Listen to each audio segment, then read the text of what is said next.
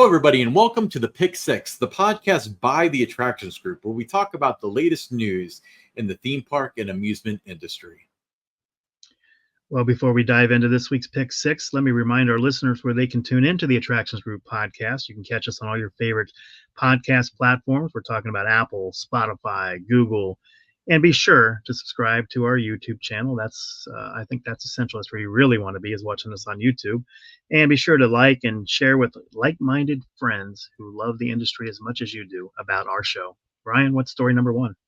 Let's kick it off. And some kind of tragic news. But this week, Hurricane Helene wreaked havoc on Florida all the way up to Appalachia, closing theme parks, disrupting travel, and destroying roadside attractions. The true toll, however, includes over 150 deaths, widespread property damage, and millions left without power. Western North Carolina and eastern Tennessee suffered the most, with many roads still closed. These areas, reliant on tourism, aren't currently safe to visit. While Dollywood remains open, routes from the east to the park and the Gatlinburg Pigeon Forge area are inaccessible. It's a difficult time for many in the eastern U.S. Our thoughts and prayers are with all those who are affected. Yeah, that's kind of scary. It's even there's a really big YouTuber I like to watch, Jacob the Carpetbagger, who lives near near Asheville. Asheville got nailed, but he lives somewhere in that vicinity, and he put up a video of him cleaning 6 inches of water out of his basement and stuff. So just terrible, It is, and there's, I see the different posts out there. Some are disappointed they're not able to get to these parks, and that, I think you got to think about the families, like you said, thoughts and prayers with those affected. There's over 150 deaths that we know of. As far as are going to be there after this is, gone. But just a sad situation overall, and you hate to see it, but part of nature, right? It truly is. And part of it, it's easy to say, like, how could you be mad about not getting to go to Dollywood because of this? People die. There's a lot of people that were affected by this, that just want some sense of normalcy, and they just want to go to their happy That's why you want to go. Yeah, you want to do that too. But I mean, it's like I said, some of the roads are closed and that it's hard to get to these places, and just be patient, and things will get back to normal soon. Yeah, absolutely. Next up, Walt Disney World. It's offering new deals on 2025 vacation packages. You can save up to 20% on rooms for stays most Sunday to Thursday nights from January 1st to February 20th, 2025. For stays from February 23rd to April 30th, 2025, you can save up to 25% on rooms. So that's a great deal. You can get up to $200 off per night on a 3-night, 2-day room and ticket packages at select Disney Resort hotels for arrivals most nights from February 26th to June 30th, 2025. Now, Disney hotel guests also get free water park admission on check-in day, early theme park entry, and priority access to restaurant reservations and Lightning Lane purchases. So if you're planning a visit to Walt Disney World, now is the time to plan and take advantage of these deals. Absolutely. And I got to visit Typhoon Lagoon a couple weeks ago. It was my first experience at a Disney water park. Had an amazing time. I can't guarantee it's not going to be busy all the time, but it wasn't that busy when we went, and we had a ton of fun. Looking forward to visiting Blizzard Beach here in a couple months when that opens in the winter. Actually, while these promotions are going on, it looks like Blizzard Beach will be open almost that entire time. Yeah, I love Blizzard Beach. I'm intrigued by it. It's like a water ski resort that they decided to make or not a water ski. It was a snow skiing resort. They decided to make a water park, or there's some sort of story behind it. Yeah, just a lot of fun there. All right. Next up, it's a great day in the neighborhood for Palace Entertainment's U.S. amusement parks. The company, a subsidiary of Parks Renews, has signed a multi-year licensing agreement with Fred Rogers Productions. The deal will bring characters and immersive experiences from Daniel Tiger's Neighborhood, Don Quixote, Alma's Way, and their iconic Mr. Rogers' Neighborhood to parks like Dutch Wonderland Adventure Resort and Castle Park. This is a fantastic thing. I mean, Fred Rogers, God rest his soul, has been dead for over a decade now, but his work lives on forever. There's been It 2 does. movies made about him since then. Since he Exactly. passed I remember away. watching his show growing up. I mean, it was a big deal. It was something that the whole family sat around and watched. And I think adding these to the parks, I think that's added value for guests. So I'm excited about this. I think it's a good addition to these parks, bringing these characters in. Now, I think that some IP, we're talking about the Hanna-Barbera, probably a lot of Peanuts and stuff is added value. I think that this will sell tickets. I think that my kid's really into Mr. Rogers because kids are still watching that. I'm going to travel 2 hours to take them to Yeah. the park that has the Mr. Rogers stuff. Yeah, I agree. I mean, think, you're right. It will sell tickets. absolutely.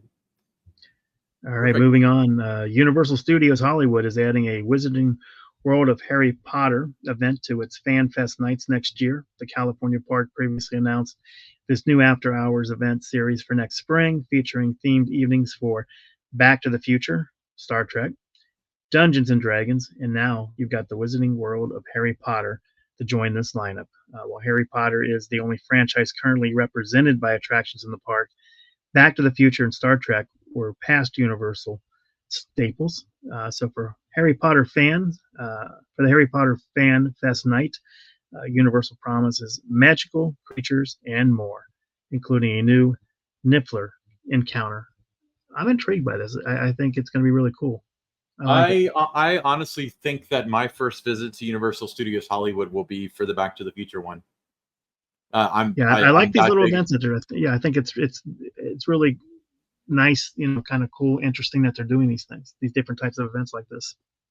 Yeah, pushing the limit. Plus, they'll do it very cool. I mean, you've seen Horror Nights and stuff. So, all right, next up, Storyland Theme Park in Glen, New Hampshire is holding its new Happy Hauntings event as part of its 70th anniversary celebration. The Halloween event runs on select nights through October 27th and features a fairy tale trick-or-treat trail, Cinderella's Pumpkin Patch, a hay maze, a scavenger hunt, themed shows, scream contests, and meet and greet opportunities. What a cute little park. 70 years old. Good for them. It's a great way to celebrate the 70th anniversary.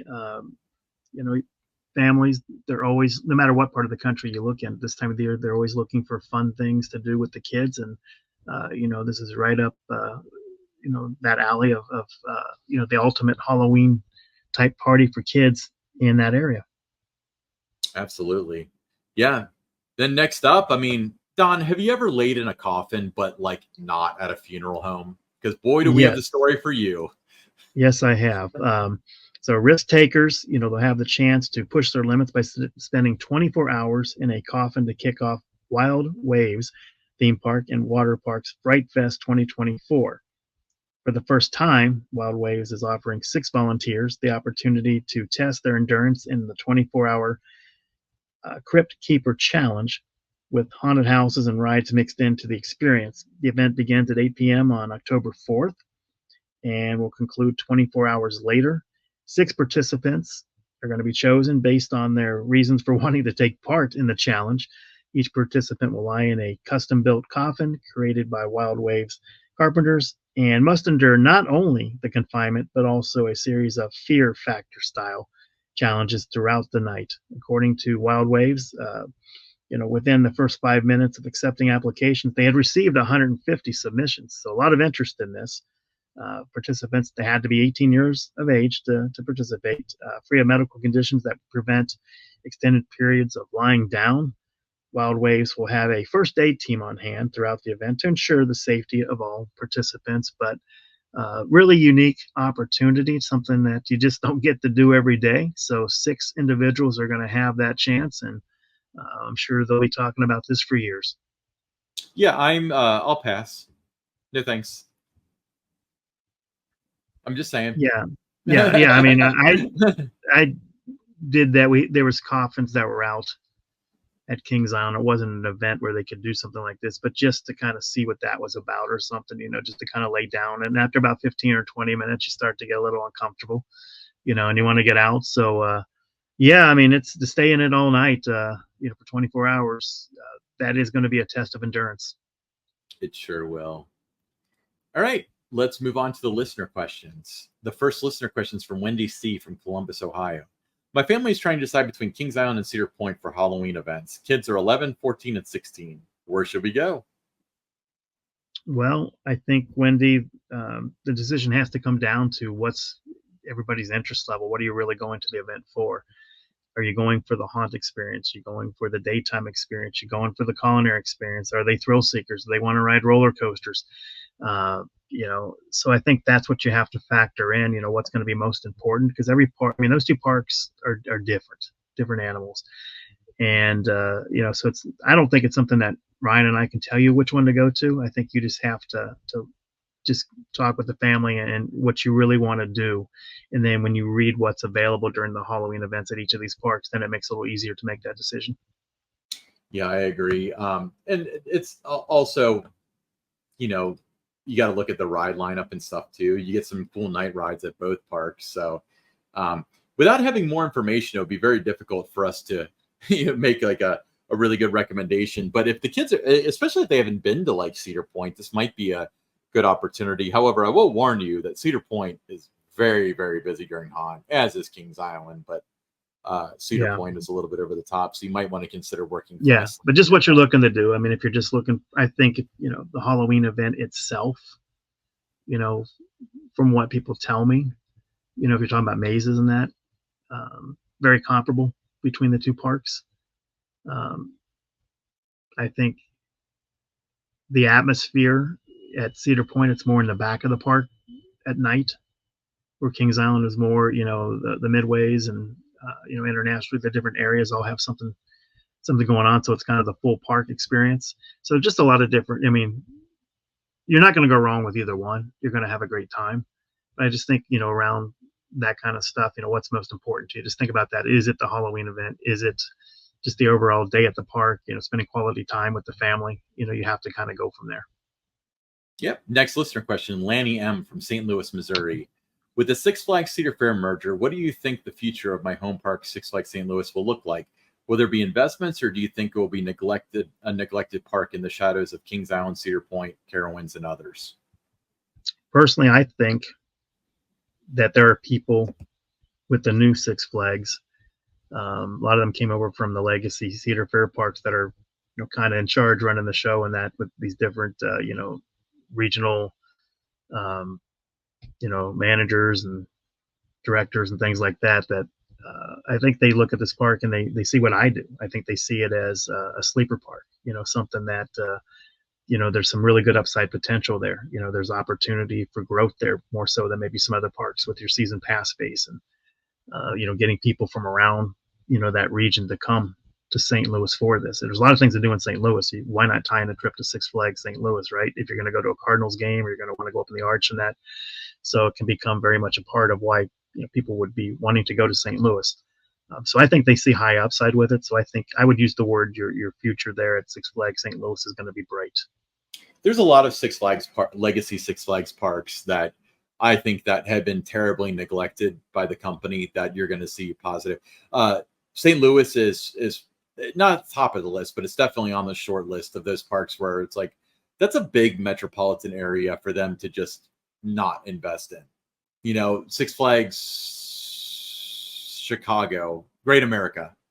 I didn't want to say the wrong Six Flags because I get confused, but that one, Six Flags Great America, is another one where Chicago's huge upside market, and then huge upside there at that park. And I think between those two, those are the two that I look at, and I think they're going to have the best growth potential. Is going to be Six Flags Great America and Six Flags St. Louis. Well, and Six Flags Great Adventure. I think that's another one. The New York market. I mean, I really think that it's. I don't think that Coney Island, any of it, really competes with Six Flags Great Adventure. I feel like if it's done right, they're far enough away. They're far enough away from each other. They're so small. That's not a full day theme park experience like Great Adventure is. No, it's not. Great Adventure's got a drive-through safari and like a hotel and stuff. I really think that there's a huge upside available to it. I think Six Flags Magic Mountain. I think that that's another one that's like, how many tourists go to the Southern California area? Knott's has it kind of figured out, but they're a little bit closer to everything, being close to Anaheim and Buena Park.